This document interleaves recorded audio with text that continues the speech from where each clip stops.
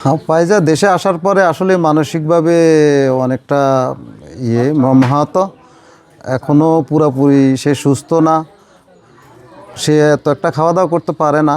তবে আমরা চেষ্টা করতেছি যে তাকে খাওয়ানোর জন্য, এমনকি যে দুর্ঘটনা হয়েছে ওই দুর্ঘটনা যেন সে ভুলে যায়। আসলে এটা তো ভুলার মতো না। ফাইজা গতকালকে তার এক মামার সাথে দেশে ফিরেছে। তো দেশে আসার পরে অ্যাকচুয়ালি ফাইজার মানসিকভাবে অনেকটা ভেঙে পড়েছে, কিন্তু ফাইজা এখনও জানে না যে তার মা বাবা, ফাইজা এখনও জানে যে তার মা বাবা জীবিত আছে। তো এখন ফাইজা আছে, পুরোপুরি সুস্থ নাই।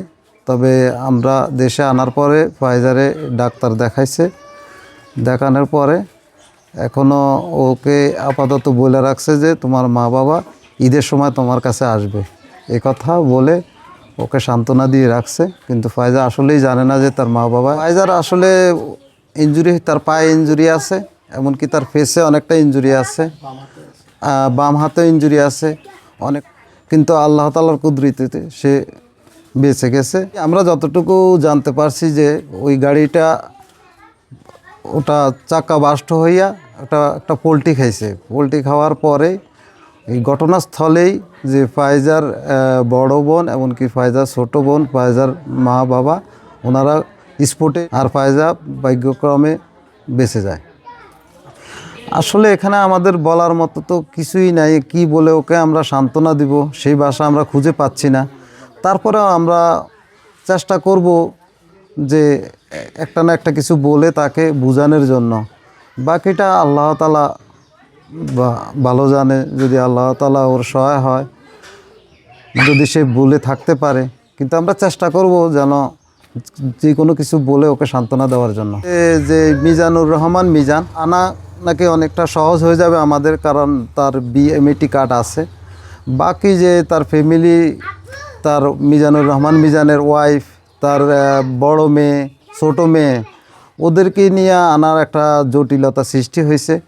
তারপরেও আমরা কপিলের সাথে কথা বলতেছি এই বিষয়টা নিয়ে, যেন অতি তার ফ্যামিলির কাছে আইসা পৌঁছায়।